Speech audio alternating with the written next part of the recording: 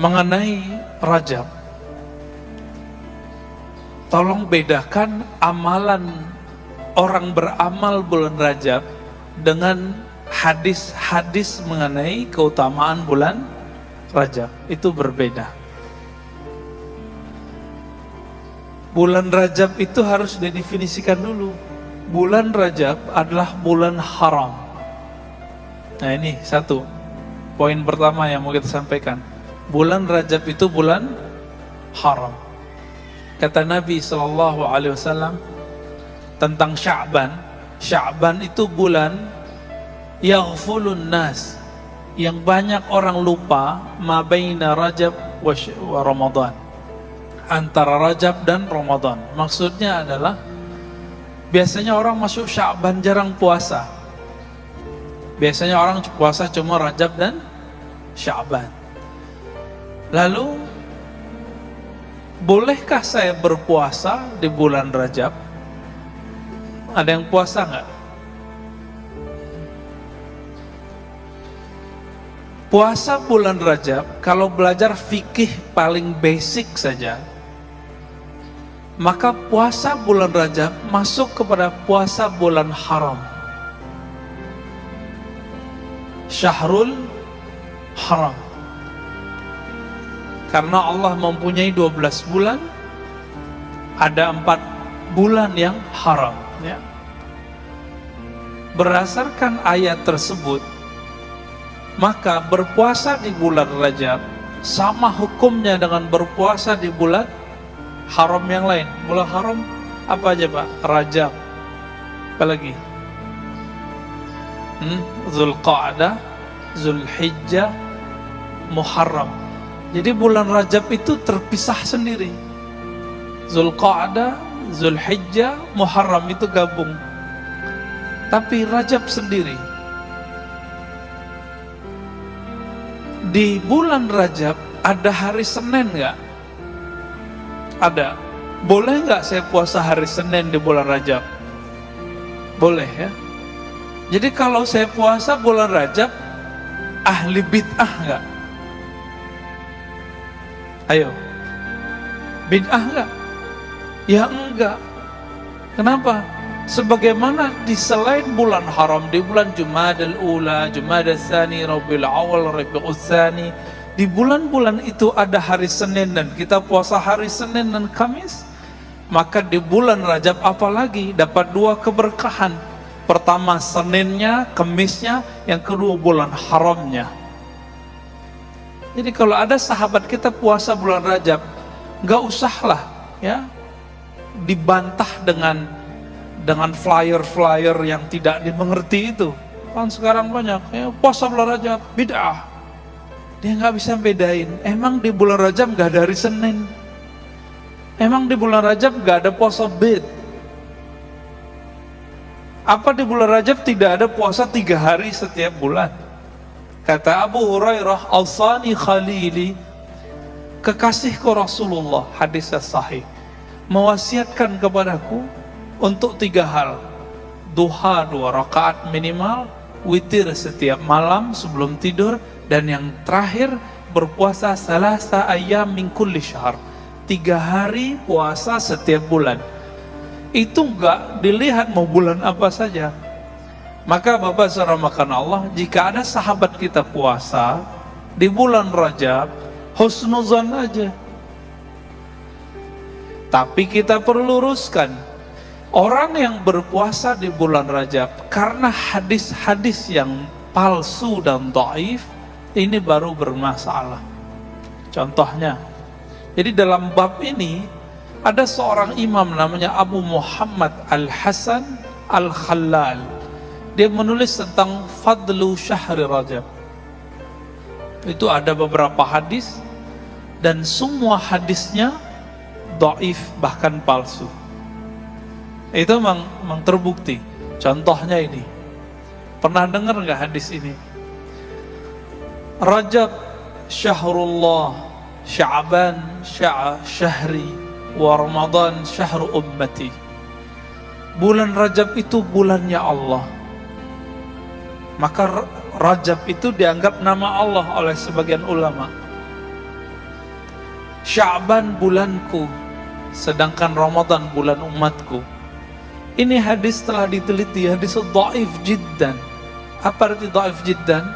Jadi hadis itu terbagi sahih, hasan, dhaif secara kualitas. Hadis ini paling bawah, sahih, dhaif. Dhaif itu banyak pembagiannya, tapi kalau kita pukul rata ada 3 juga. Dhaif biasa, dhaif jiddan, dhaif sekali, udah deket ke maudhu' palsu. Dan yang ketiga, maudhu', hadisnya palsu. Bapak saudara makan Allah, hadis ini dhaif jiddan, berarti udah semi palsu. Ada lagi hadisnya, misalnya gini, man shoma yawman min sya'ba min rajabah, siapa yang berpuasa 1 hari di bulan Rajab, lalu apa? Seakan-akan kana lahu ajru, bagi dia puasa 1000 sanah, 1000 tahun. Ini lebay nggak Pak? Dan itu tertulis di kitab-kitab, tapi kitabnya bukan kitab ahli hadis. Kitab yang banyak menyebutkan ini judulnya Durratun Nasihin. Pernah dengar? Durratun Nasihin. Jadi ada kitab Riyadhus Shalihin itu pakai Tanbihul Ghafilin, bagus. Tapi yang ini nggak bagus. Durratun Nasihin. Itu kumpulan dulu waktu kecil kami diajar oleh guru-guru kami, karena mereka bukan ahli hadis juga, ingin memotivasi orang awam, dicarilah kitab, dapatlah Durratun Nasihin. Ternyata kitabnya 70% lebih hadisnya bermasalah.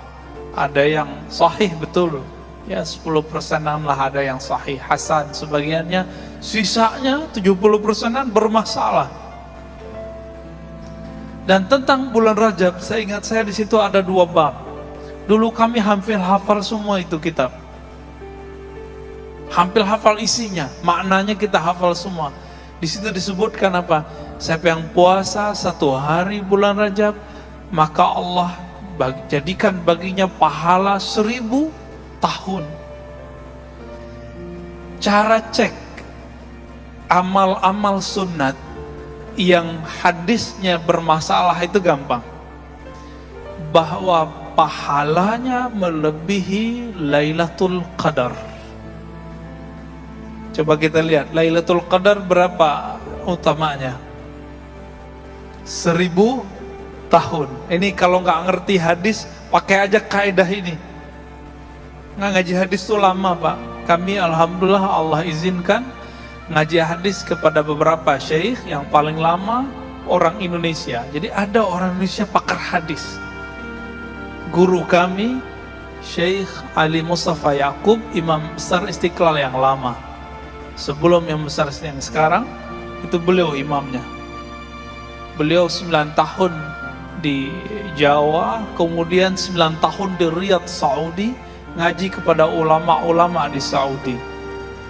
Dan berguru kepada ulama-ulama yang dahsyat-dahsyat lah ya. Mustafa Al-Azami, bin Baz, banyak. Dan terakhir beliau berguru kepada Syekh Hasan Hitu ya. Nah, guru kami ini itu keras sekali dan sempat viral, tapi orang tidak paham viralnya ini.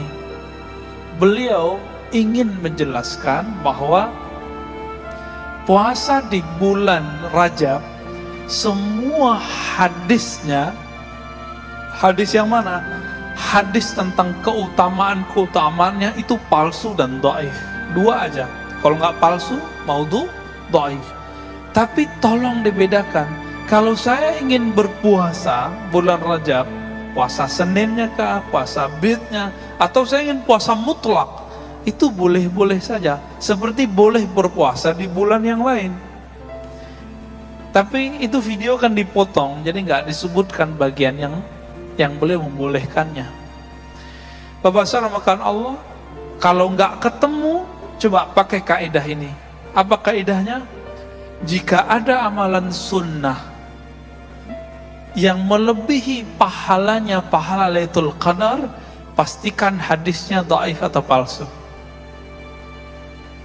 Satu malam Lailatul Qadar sama dengan 1000 bulan. Ini satu hari bulan Rajab sama dengan setahun atau 1000 tahun. 1000 tahun, Pak. Ngalah-ngalahin Lailatul Qadar. Oleh karena itu hadis ini pasti palsu. Pasti palsu, ya. Ada lagi puasa Rajabnya disebutkan dalam hadis, ya juga Imam Khalal itu, ya. Inna fil jannati nahran yuqalu lahu Rajab. Di surga itu ada satu sungai bernama Rajab. Man shoma yawman min Rajaba saqahullah min dzalikal ma'. Siapa yang berpuasa satu hari dari bulan Rajab, Allah akan berikan dia air dari sungai Rajab. Kita udah cek, Pak, ternyata nggak ada hadis sahih yang menyebutkan ada sungai namanya sungai Rajab. Di surga itu disebutkan bahwa ada sungai, tapi nggak disebutkan namanya Rajab kecuali hadis ini. Karena ini berkaitan dengan akidah, maka hadis ini tidak bisa diterima. Akidah mengenai apa? Akidah mengenai surga. Ada, ini baru tentang puasa, ya. Yang ketiga mengenai sholat. Ini kita baru lewat malam Jumat pertama.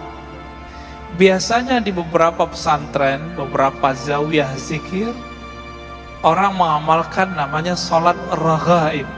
Apa arti raghaib? Sholat berharap dapat rahmat Allah Ta'ala. Berapa rakaat? Ba'da maghrib sampai isya 12 rakaat. Setelah kita teliti hadisnya, ternyata sumber hadisnya kita dapatkan dari kitab Imam Salafus Saleh, sebenarnya Imam Abu Talib Al-Makki. Judul kitabnya Qutul Qulub. Qutul Qulub itu artinya makanan kolbu. Lalu kitab itu, hadis yang ada di kitab itu dinukil kembali oleh Imam Abu Hamid Al-Ghazali dalam Ihya Ulumuddin. Maka dua imam ini termasuk imam yang rajin mengamalkan salat raghaib.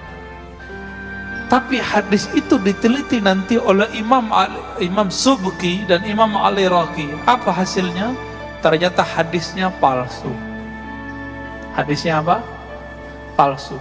Oleh karena itu, ahli hadis membid'ahkan salat raghaib, salat antara maghrib dan isya di awal Jumat pekan pertama bulan Rajab.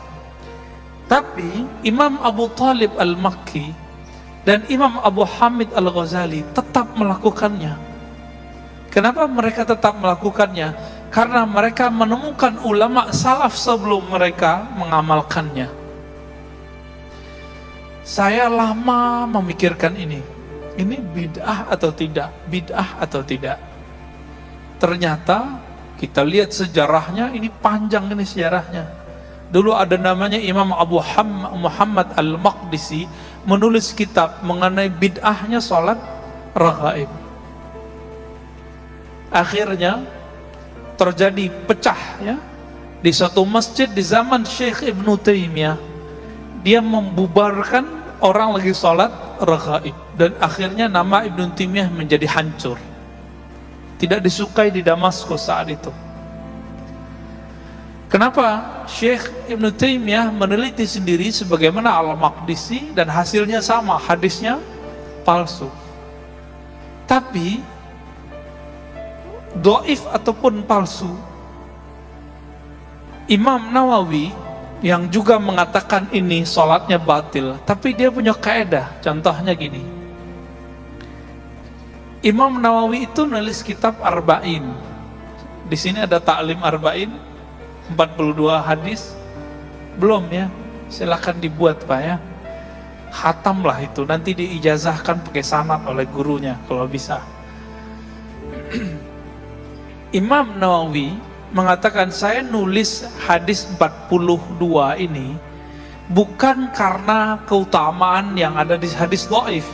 Di hadis dhaif dikatakan, man hafiza arba'ina hadisan, siapa yang hafal 40 hadis, maka Allah akan kumpulkan dia bersama para ulama, para nabi di akhirat nanti. Setelah diteliti hadis ini dhaif, lalu beliau mengatakan, saya tidaklah mengamalkan hadis mengenai keutamaan 40 hadis itu, tapi saya melihat ulama salafus saleh melakukannya, yaitu Imam Ibnul Mubarak menulis kitab Arba'in fil Zuhud, Arba'in fil Jihad, 40 hadis mengenai zuhud ataupun jihad. Maka beliau mengikuti amal ulama salafus saleh. Jadi ini ada rumus Bapak Saudara makana Allah.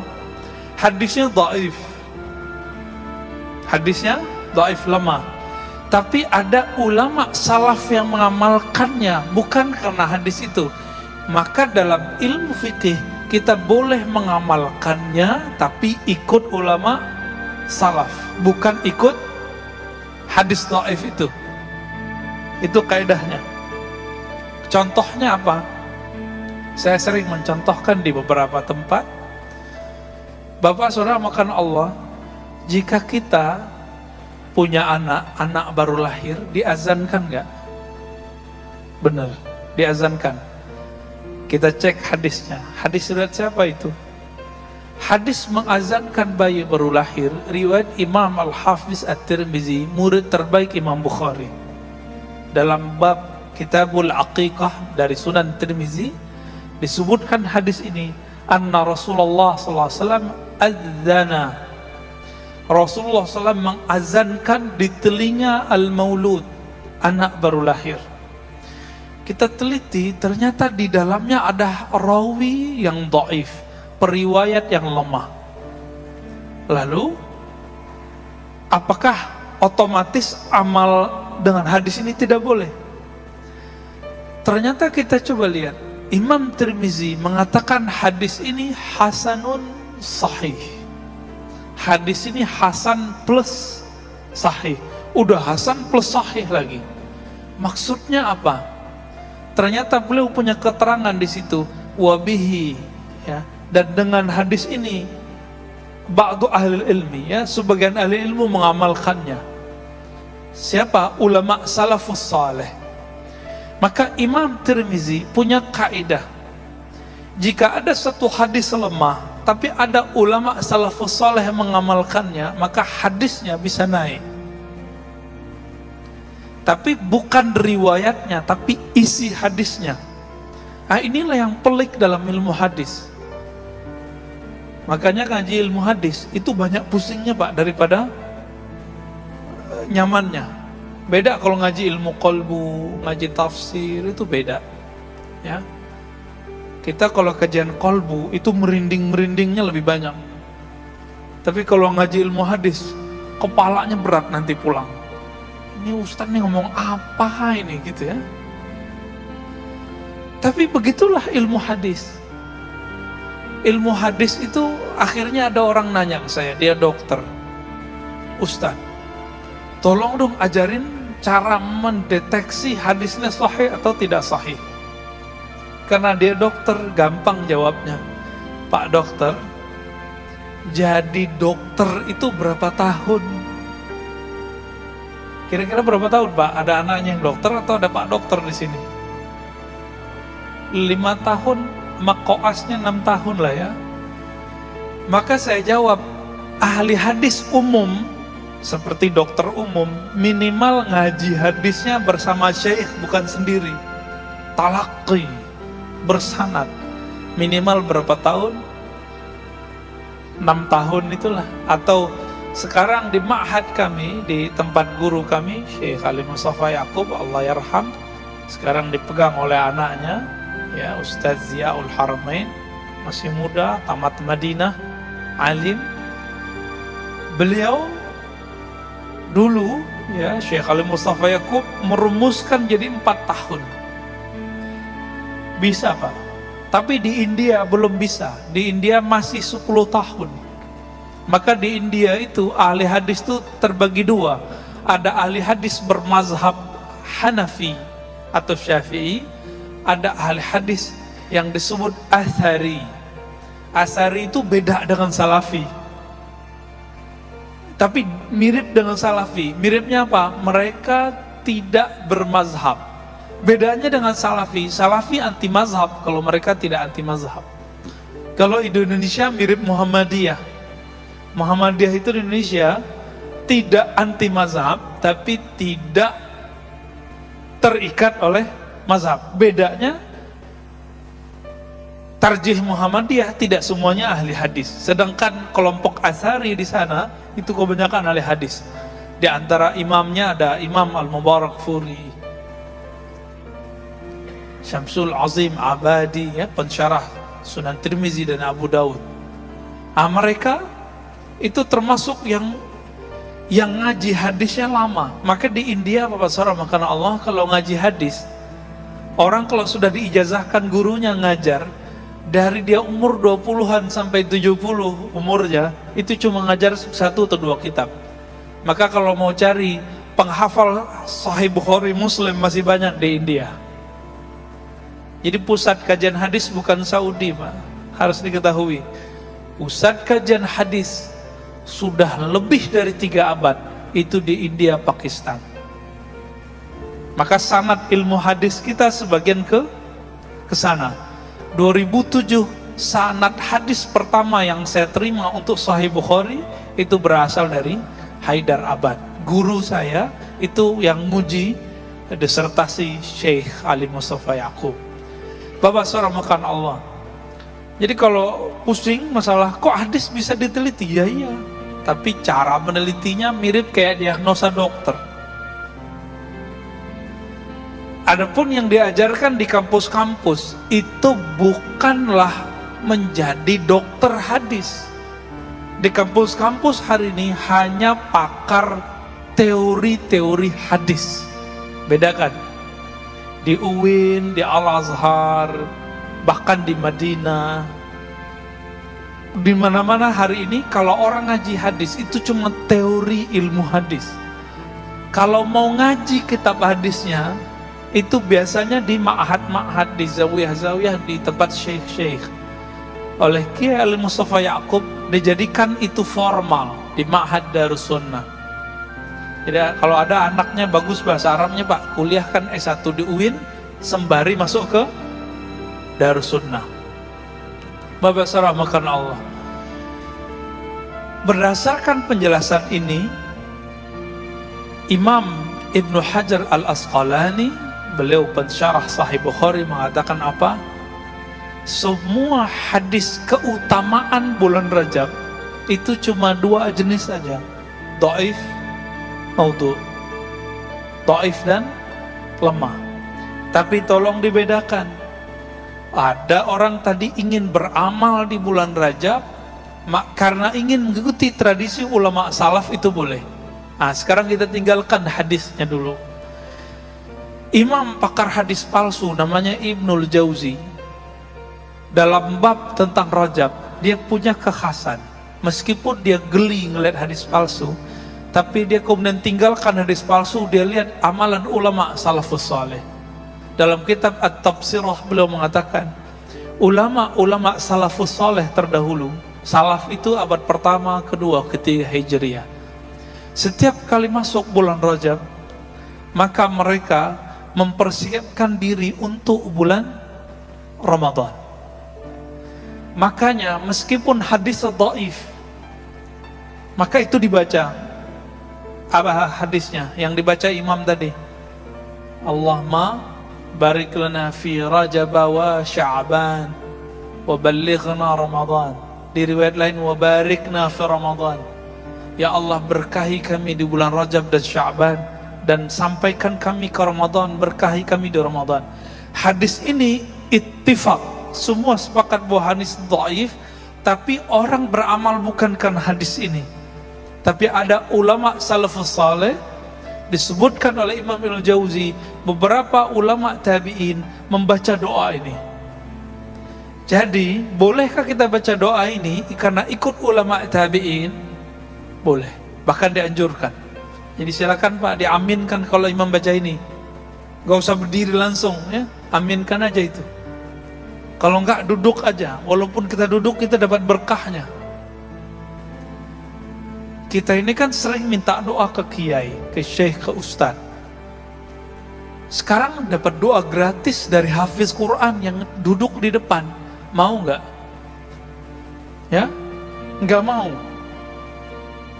Susah-susah nyari kiai kemana-mana, minta doa. Ternyata doa itu berlimpah di masjid ini. Dan saya suka sekali, ini masjid berapa jarak iqamat dengan azan? Itu keren Pak, bagus. Ini baru sesuai dengan fikih yang sahih. Jangan buru-buru, di sebagian masjid 7 menit.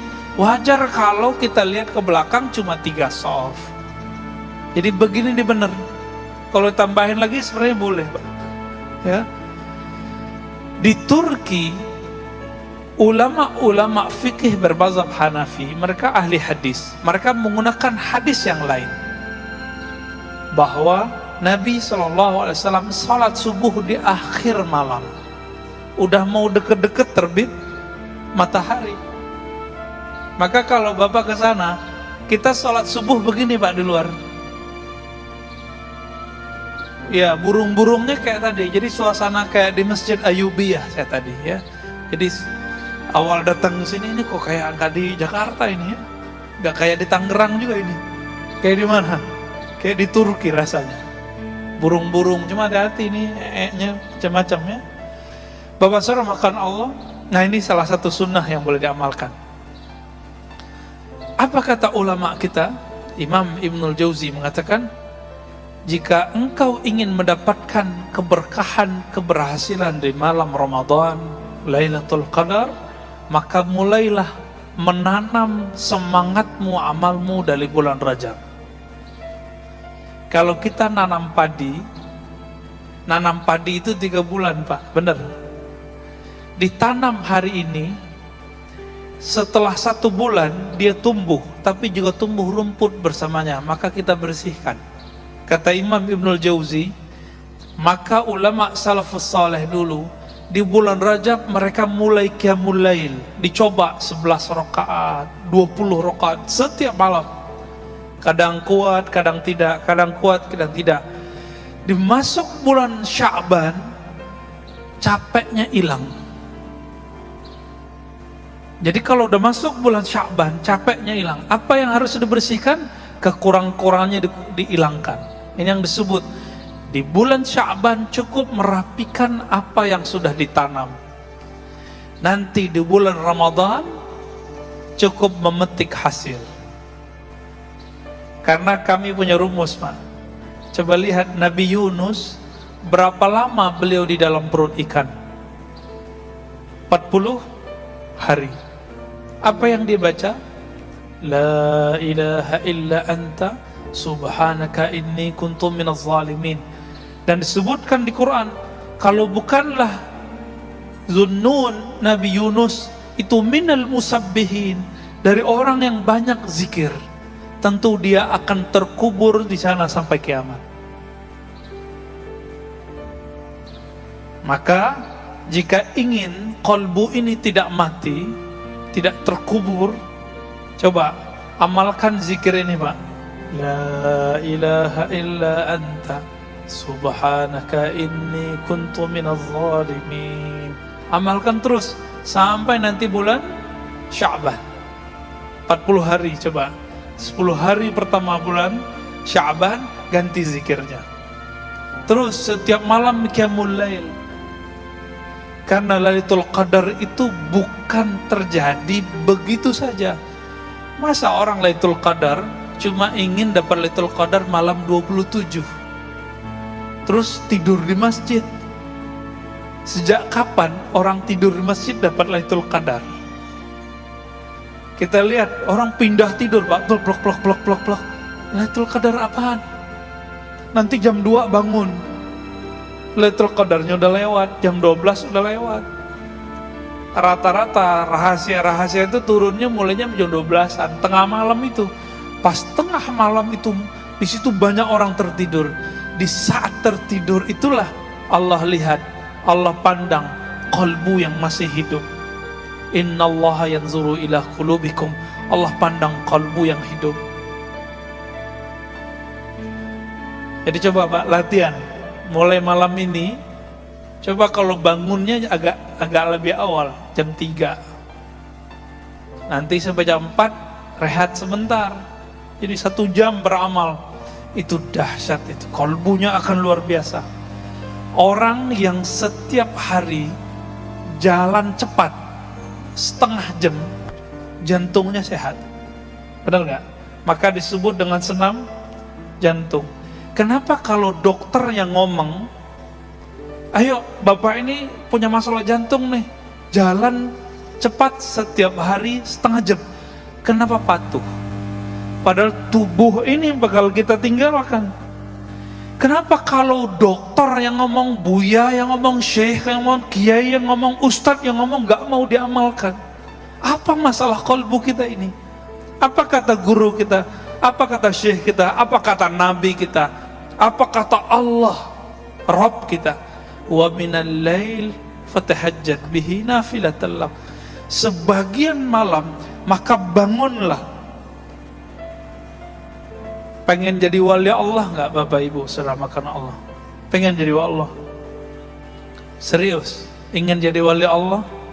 Bangun tahajud. Hanya itu maharnya, nggak ada lagi.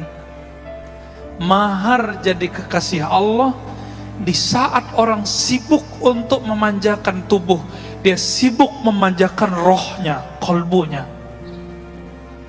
Hubungan kita dengan Allah itu hubungan kita dengan roh. Kenapa? Allah menyebut wa nafakhtu fihi min ruhi. Aku tiupkan rohku kepada tubuh manusia. Allah menyebut rohku, roh milikku. Oleh karena itu, ketika orang meninggal yang dibaca innalillah, itu sebenarnya kebahagiaan bagi roh orang mukmin. Kenapa? Dia pulang kampung. Saya mau tanya Pak, yang orang yang bukan orang sini senang nggak pulang kampung? Senang. Itu baru kampung fisik. Betapa indahnya dan nikmatnya, merindukannya si kalbu itu pulang kepada yang punya kalbu. Roh itu pulang kepada yang punya roh.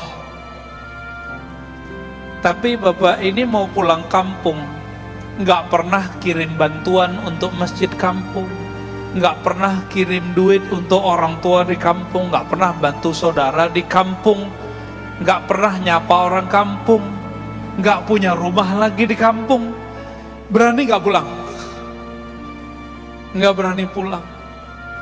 Maka meskipun kita lagi merantau di dunia ini tubuh milik bumi Pak. Ini bumi yang punya, bukan tubuh rohani ini. Kita rohnya lagi merantau di sini. Maka rajin-rajin nabung. Ini hadis terakhir yang saya mau baca. Salat syuruknya boleh ditunda ya. Apa kata Nabi dalam hadis sahih riwayat Imam Tirmizi? Laqitu Ibrahim lailatan usriyabi. Aku bertemu Nabiullah Ibrahim pada malam aku dimi'rajkan, diisrakan. Di mana itu? Di langit ke-7. Jadi Nabi Muhammad ketemu Nabi Ibrahim di langit ke-7. Karena langit itu tempat tinggalnya roh-roh suci, bukan tempat Allah. Tempat tinggalnya roh-roh suci. Hadis sahih Imam Bukhari. Di sini hadis riwayat Imam Tirmizi. Lalu Nabi Ibrahim mengatakan, ya Muhammad, ini kabar gembira buat kita. Ya Muhammad, aqri minni assalam ala ummatik. Tolong sampaikan salamku, rinduku, doaku untuk umatmu. Saya mau tanya Bapak Ibu, saudara-saudara, karena Allah, kita ini umat Nabi Muhammad, bukan? Maka siapapun umat Nabi Muhammad, dia telah dapat salam ini. Itulah rahasianya kenapa kita harus berbalas. Dan akhirnya diabadikan salawatnya kita kepada Nabi Muhammad, itu disebutkan seperti salawat ke Nabi Ibrahim. Allahumma salli ala Muhammad wa ala ali Muhammad kama sallaita ala Ibrahim wa ala ali Ibrahim. Itu hadisnya. Boleh pakai Sayyidina, boleh tidak, ya. Ya Allah, berikan salawat sayangmu kepada Nabi Muhammad sebagaimana engkau pernah tumpah ruahkan kepada Nabi Ibrahim. Itu rahasianya sebenarnya. Jadi kita dapat, Pak, kita dapat salamnya. Siapa yang menjawab salam ini dengan qalbunya, maka insya Allah dia terbebas dari neraka. Kenapa? Salam dari Nabi-Nabi Allah, pasti selamat itu dunia akhirat. Lalu Nabi Ibrahim mengatakan, ini yang salam beliau itu ingin menyampaikan ini. Sampaikan kepada umatmu wahai Muhammad, inna fil jannah, sesungguhnya di surga itu ada air. Airnya sangat bening, tanahnya sangat subur. Wa annaha qay'an, tapi ingat, tanahnya sekarang masih kosong. Subur tapi belum ada tanamannya, belum ada bangunannya. Berarti sorga itu hamparan luas saja hari ini, dan kita belum punya istana di situ, belum punya kapling-kapling di situ. Apa kata Nabi Ibrahim alaihi salatu wassalam? Wa anna gharsaha, sesungguhnya tanamannya, aset-asetnya, kapling-kaplingnya, pondasi-pondasinya ada pada 4 kalimat yang sudah kita hafal dari kecil. Subhanallah walhamdulillah wa la ilaha illallah wallahu akbar. Disebut dengan tanaman surga. Di hadis Imam Bukhari, Nabi berkata ke Abu Musa al-Ash'ari, ala adulluka ala kanzin min kunuzil jannah, maukah kamu aku tunjukkan investasi surga, kanzun. Apa itu? La haula wala quwwata illa billahil azim. Maka ulama kita gabungkan hadis yang terpisah ini. Himbauan saya cuma satu, Pak, supaya salam ini terjawab, salam Nabi Ibrahim ini terjawab. Coba kalau pagi jangan lupa zikir subhanallah walhamdulillah wa la ilaha illallah wallahu akbar wa la hawla wa la quwwata illa billahil azim 100 kali. Sore 100 kali. Terus begitu sampai kita mati. Berarti kita telah membangun, telah investasi di surga. Ingat kalian hadisnya tadi, wa annaha qay'an, bahwasannya surga itu tanahnya sangat luas, sangat subur, tapi tidak ada tumbuhannya. Kalau ingin bangun istana cuma 2 caranya. Sedekah, salat 12 rakaat. Sedekah bangun masjid, man bana lillahi baitan banallahu lahu baitan fil jannah. Yang bangun masjid, Allah bangunkan istana di surga. Yang kedua, siapa yang salat isnatai asyarata raka'ah, yang salat 12 rakaat setiap hari, banallahu lahu qasran fil jannah, maka Allah bangunkan bagi dia istana di surga. Makanya duha itu 12 rakaat meskipun hadisnya dhaif. Kalau nggak sanggup ya 2 sampai 4. Ya. Nah, ini pesan Nabi Ibrahim, itulah pesan inti kita. Coba amalkan ini bulan Rajab, nanti Sya'ban tinggal hilang capeknya. Cukuplah capek bulan Rajab, nanti enaknya di bulan Sya'ban tinggal memetik hasilnya Lailatul Qadar di bulan Ramadan. Jangan mulai di malam Ramadan. Nggak dapat Lailatul Qadar, Pak. Namanya Lailatul Naum dapatnya, malam penuh tidur. Baik, Bapak Saudara makan Allah, kira-kira itu. Mau ada tanya jawab atau langsung cukup? Ya.